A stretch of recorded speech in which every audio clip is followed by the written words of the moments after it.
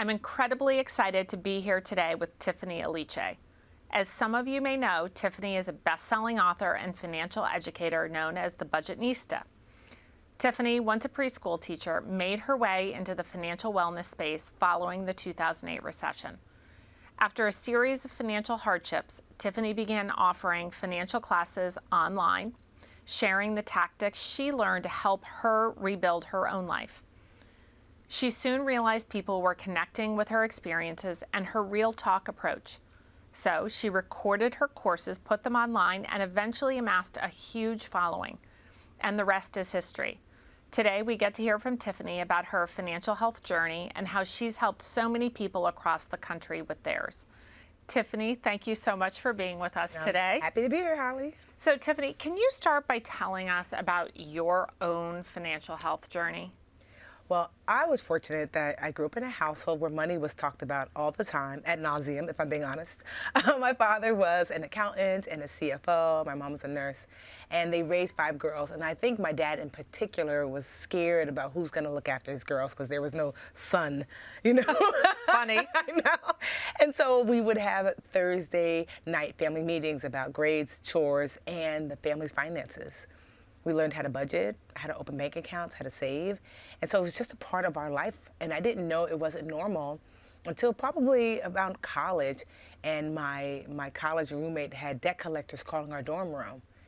And it was kind of the first time that I realized that there are people who struggle with, with their money. Not that we had a lot of money, but didn't have the financial knowledge like I had. Right. And so it was through helping her that I realized I like doing this, because I would literally just call home and say, Daddy, what should I tell my roommate? And he would tell me, and I thought, I want to know this for myself.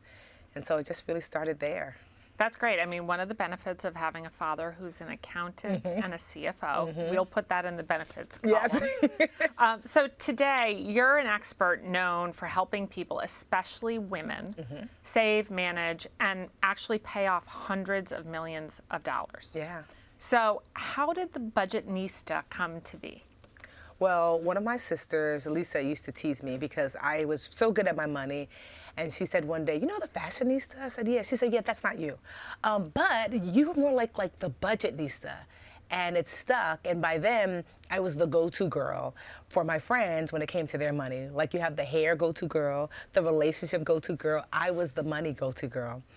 After college, I realized I didn't want to work in corporate America, so I became a school teacher.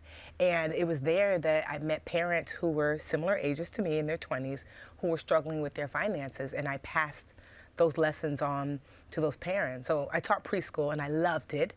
But during that time, parents would come in, and I would show them how to do their taxes, how to budget, how to open bank accounts, and I loved that too. And I just realized that that I think I want to do this, but I was scared.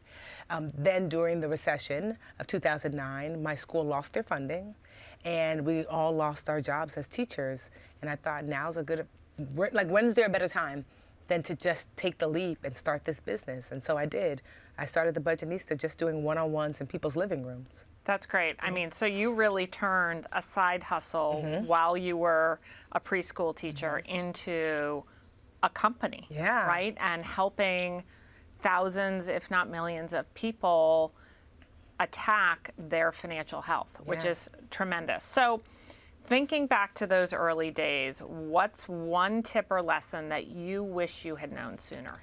I wish I'd known sooner that money's a team sport. I think that everyone thinks that they should know, and we have this kind of individualistic energy when it comes to money. Like, I'm an adult, I should know. Plus there's shame involved, and you think that you don't want to tell people that you're struggling. But what I found was when I was struggling, at one point I was just about $300,000 in debt. I had bought a condo when I was 25 for $220,000. I got my master's in education for $50,000. But then I was a victim of credit card scam, and that left me $30,000 in debt. And I was drowning, and I was too afraid to tell anyone, well, really too ashamed. It wasn't until my best friend Linda was like, what is happening? You don't want to go out, you don't want to hang out. And I just cracked open and just started crying. And I told her, like, I'm broke, I don't have any money. This is me in my 20s.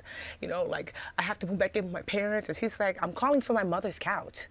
Like, welcome to the club. It's okay. And so it was then that I realized that the journey is easier when you go with other people, and that's the number one advice I would give people, not to do it alone, to at least have someone, accountability partner, that you can lean into and find safety with as you manage your money. Yeah, it's so true because you learn so much along the way. Yeah. And there are probably so many people in their 20s right now, probably listening, thinking, how am I going to get out of this? How am I going to do it? Because on the surface, the budget seems so easy, but one little blip can really throw you off There are people in their 40s and 50s who are like, me too. Right. How am I going to get out of this? Yep. And the truth of the matter is, I promise you that your neighbor, your cousin, your friend, your work husband, your bestie, Right. everyone's struggling and they're just afraid to say.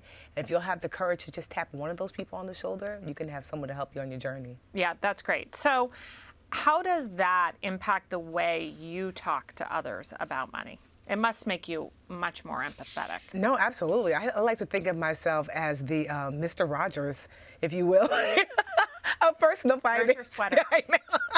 You know, because teaching preschool taught me, one, how to be engaging and fun, because I don't know if you know 3 and 4-year-olds, you better bring it. You got to bring the humor. I mean, you have to, but then also you want to take this little person from a place of no knowledge to knowledge.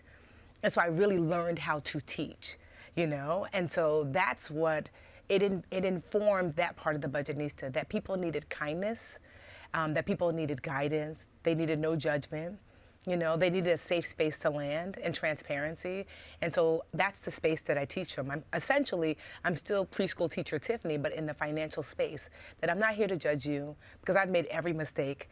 I'm not here to make you feel bad. I'm just here to help you get to where you want to be, you know, and hopefully we'll have some fun along the way. Right, and probably in very simple terms, because I Yes. think sometimes, you know, financial education can be daunting to Yes. people. They think it's so complicated, and there are parts of it that are complicated, but I'm sure coming to it as from a preschool teacher's perspective, you can really simplify it down to what's most important. Yes. So I always say you're never too young to start learning good financial habits. And that's really the philosophy that led us to developing family banking. So how important do you think it is for parents and families to help their kids learn the fundamentals at a really young age? I know some parents that will say, oh, you know, it's inappropriate for kids to learn about money. I think it's inappropriate for them not to learn. Because when do you turn it on? When they're 30 and they haven't moved out? You know? Too late. Too late. So I learned as early as 3 is appropriate. You know, as somebody who has their master's in education, I'll say this, that once a child starts to say, can you buy me? Not can I have, but can you buy me? They've already made the connection that you're spending money, you know? And so you want to make sure it's the proper connection. And we're not here to be like, here's the bills, pay them. No, for a 3-year-old, it might just look like, look, I have a niece, Amelia, who's here today, and she loved to make art, and she started selling. I said, you know, people will buy art. I wanted to teach her that being an artist can be a job, and so we started to buy her art for $1. And she was so excited because once a month her mom would take her to the dollar store, so she started to collect her dollars, realizing, oh, this translates. Right. And then one day her mother messed up and took her to Target. And she told me that her art was no longer $1, it was $5. Good for her. And I said, why? She's got a future in business. She said, because Target is very expensive. That's right. I'm upping my prices. And I thought, but do you see, at the time she was like 4 or 5, Yeah. you know? And so I think that you can teach money without the fear of money. It's just an awareness of like, there's a flow that people work, they earn an income, and you can spend it on certain things, save it for certain things, donate it for certain things. And so that's what I think. I think just integrating that as early as possible, about 3 or 4, if you do that young, then really your child has a fighting chance to have a strong financial future. I think that's so important because kids learn a lot younger, I think, than we give them credit for. Yes. So Tiffany, thank you so much for being with us today. Thank you. I love that you've turned what started as a side hustle, you complemented that with your experience as a preschool teacher, and you know, you're encouraging the dialogue because as you said, being able to talk about it and open your eyes to those around you who can influence better habits is incredibly, incredibly important. That's the first step. Thank you. So thanks for being with us today. Thank you, Holly.